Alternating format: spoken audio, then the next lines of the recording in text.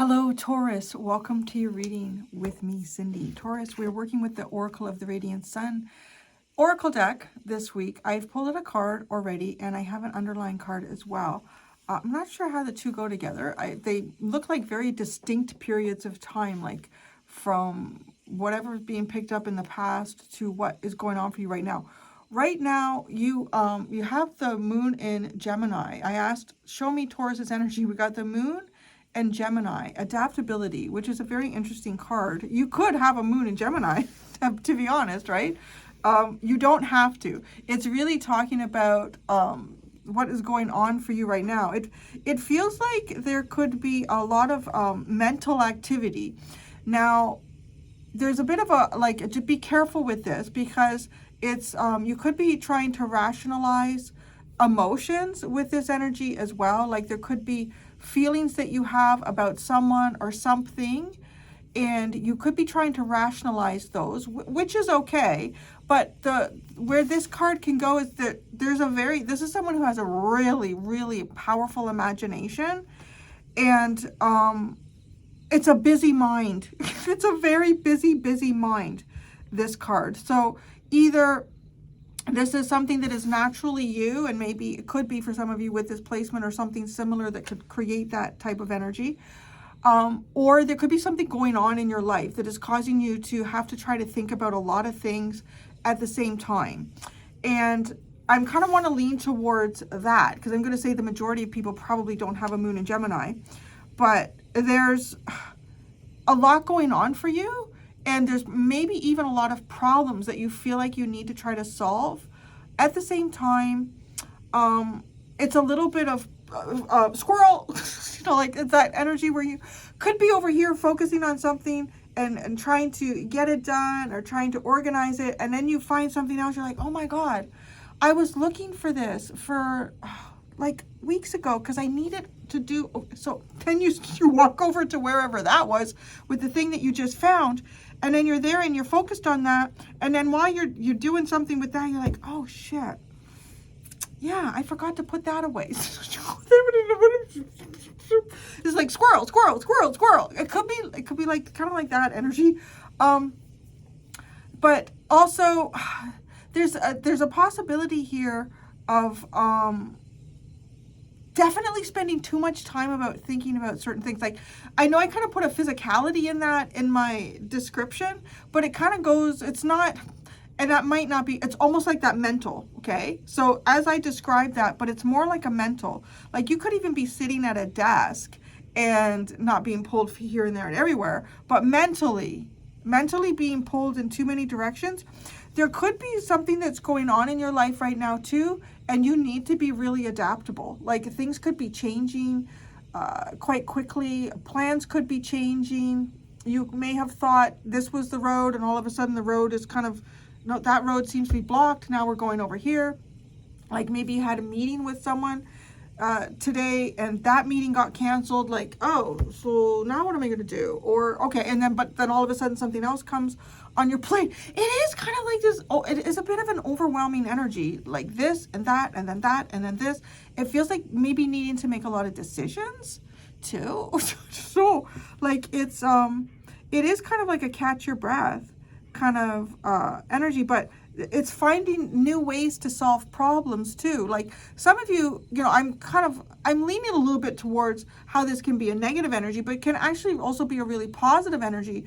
You could be going through a cycle here where you're really able to come up with solutions to problems that you, maybe those solutions were sort of difficult to find in the past, but it's like you're kind of able to come up with those solutions. You're able to see things in a different way than maybe you were like even a week ago or a few days ago, like changing your perspective, and that's allowing you to adapt to things that are going on around you. Okay, so this is your underlying card. This is Jupiter.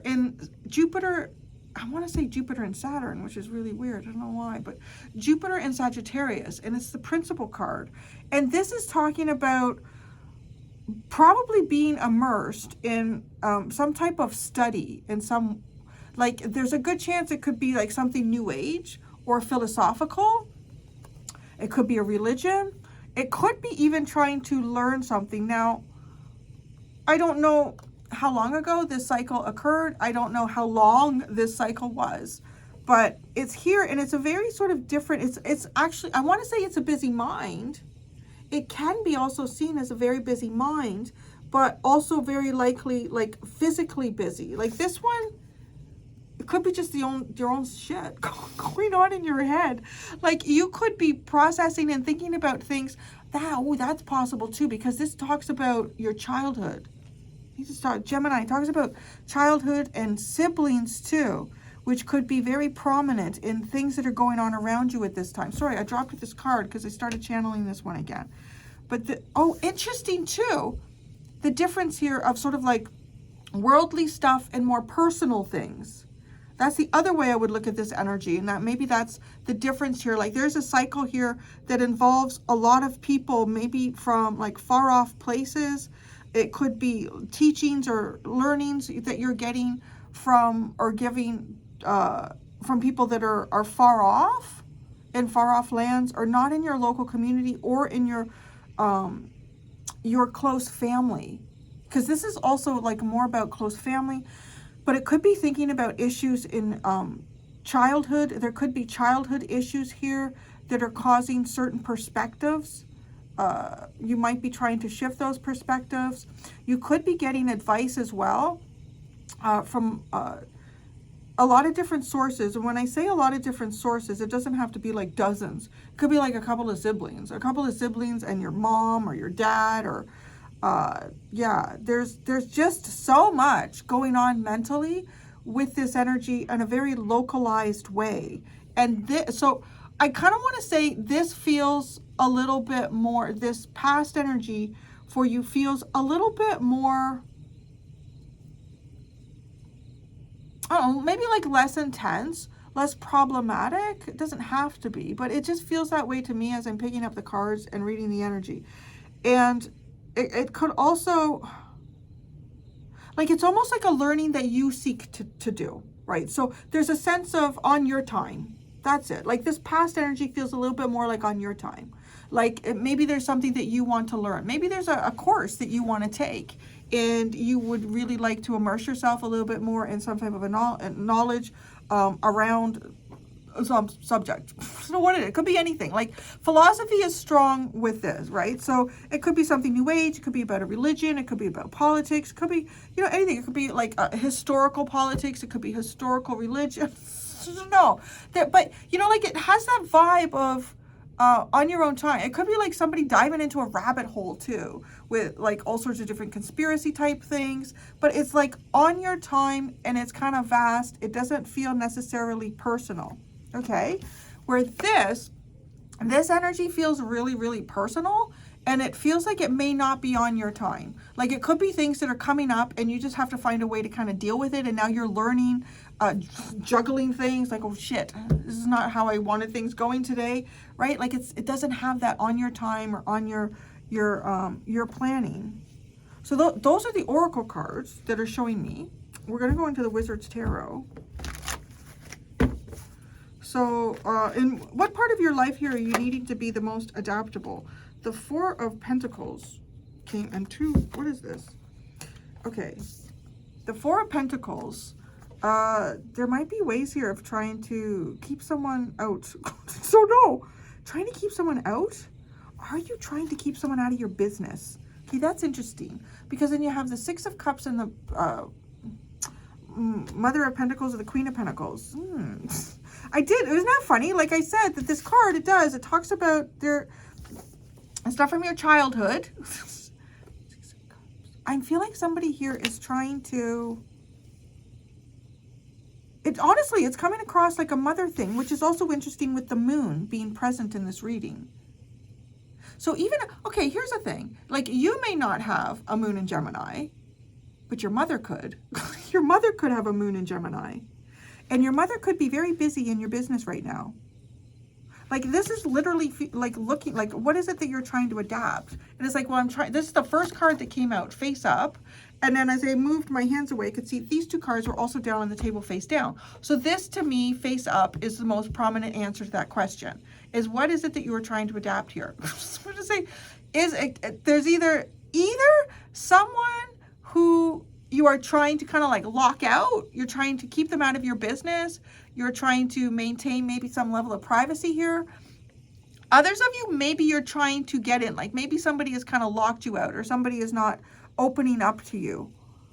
But I'm really feeling like it's you trying to keep someone out of your business. And I don't know what it is. It could be something personal. You don't want them getting into it.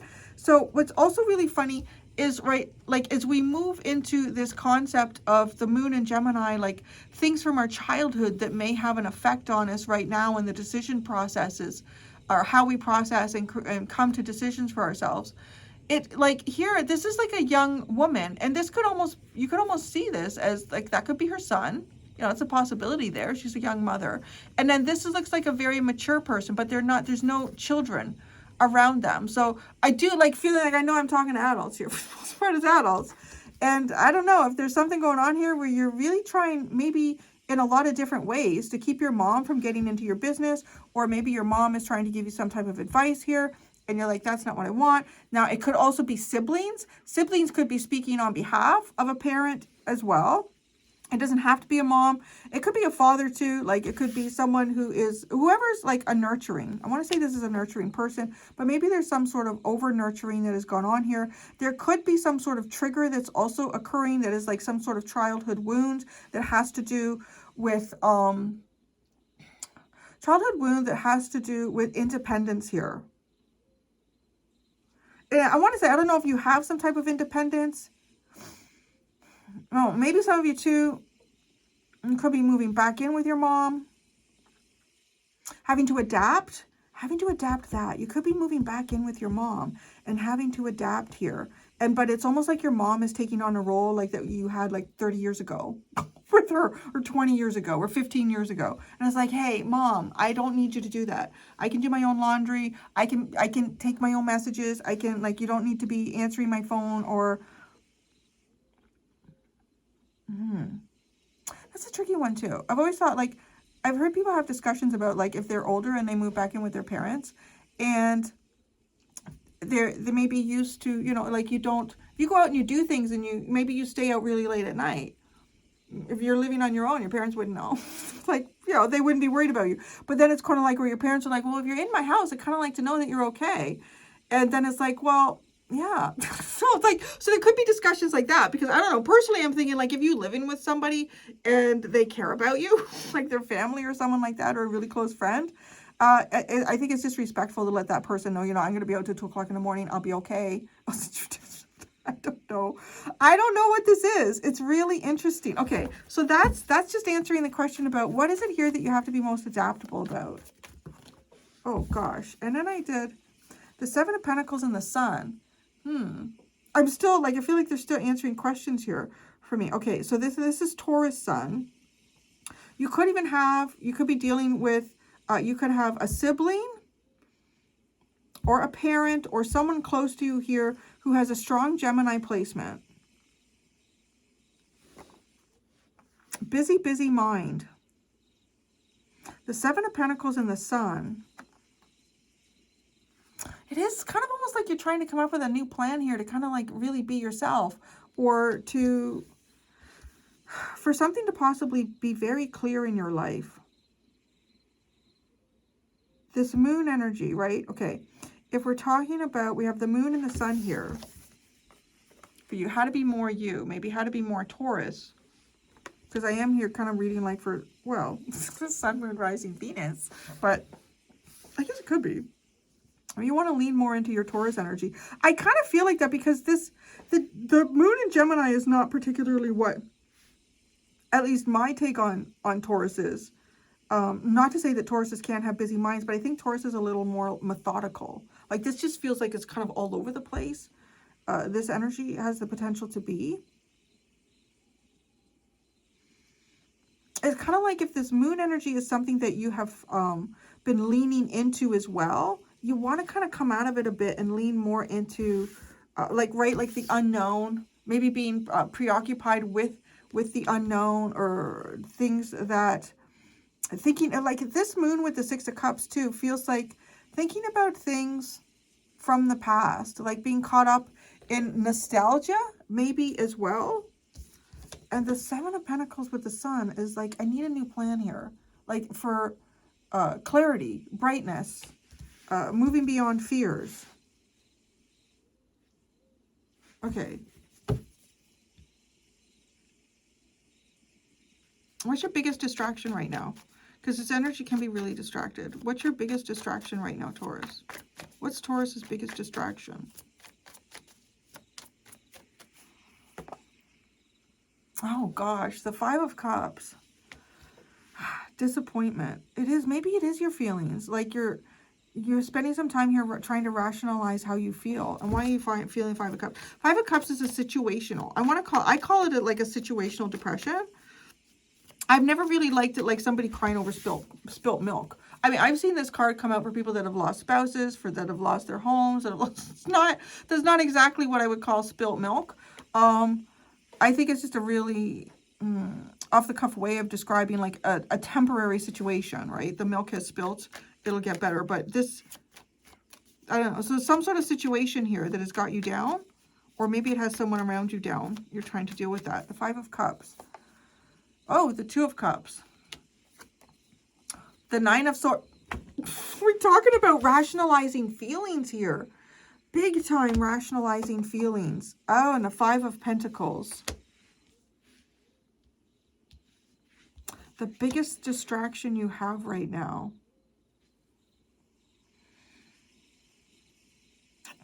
Okay, that's really interesting because I don't know if it's like a relationship, or who's this Two of Cups between? It doesn't have to be romantic. And right now I'm not really picking up a romantic energy. The Two of Cups. The King of Cups. Well, it's somebody not. Oh, the Lovers. Well, maybe it is romantic. The Devil. Oh, God. Feels like a relationship that went down the drain bad. It feels like something that went down the drain real quick here. It sort of feels like a situation where hiding emotions, hiding emotions has caused something really nice to turn into something really toxic. So I don't know if that is somebody else's hidden emotions around you, or that is you trying to hide your emotions about something. Tell me about this Four of Pentacles. Because, yeah, somebody's gone in a different direction here. The Four of Pentacles. The Knight of Pentacles. Wow, it's a long... The Eight of Wands. No, it almost feels like trying to get out of something. Here, trying to get out of something. The Death.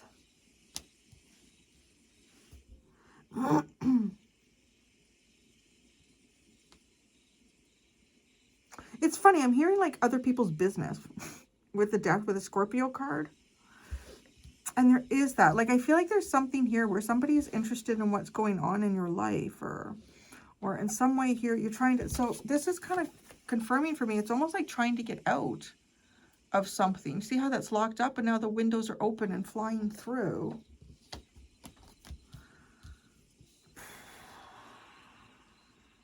Why is there all these feelings held back here? I don't know. If there's someone here that has not expressed feelings to you, or someone who's not been open with you emotionally, and it's caused a lot of overthinking and just trying to get out. You could be dealing with two things at once here. Like, you honestly, you could be dealing with some sort of a relationship disappointment, but you could also have a mother or someone who's like really in your face about it. Oh, the King of Cups. The King of Swords. The Ten of Swords. And the Seven of Wands. Okay. This is somebody whose ego felt really, really hurt. This is like somebody going through a death of the ego. And not wanting to emotionalize that. Not wanting to share that either. I feel like there's a lot. Like, it's almost like this intense storm under the surface of some of you here. There is, like, definitely an intense storm What's the principal card? Jupiter in Sagittarius. What were you studying in the past? I feel like you were immersed in something. It's a fucking secret. Okay. Seven of Swords. It's a fucking secret you're not going to tell me. Literally books going down like in a basement. I'm okay, that's fine. You can have your secrets. Maybe you're studying how to be sneaky. I have no idea. Oh my gosh. What the hell were you doing? It's got the Three of Pentacles and the High Priestess here. I don't know. Maybe you're engaged in some type of magic or spell stuff. That is really interesting. And it's like trying to keep someone out of your business now. But then there's also something going on around you that feels really disappointing. I feel like it's some of you could be having a problem with your spouse or your girlfriend or your boyfriend or just a crush even that you have. But then it feels like somebody else here is really wanting to know your business. And you're like, I really don't want you to know my business right now. I'm going to go do the extended Taurus. In the extended, I feel like I want to ask, what specifically should you focus on right now? And whose advice should you not take? Because I feel like there's like a lot of probably advice around you, and it's difficult to know exactly what thing to like pinpoint your focus on at this time. So I'm going to do that for you, Taurus. There are two options in the description below if you would like to follow me to the extended. Thank you so much, bovine babies. Until next time, be gentle with yourselves. Bye.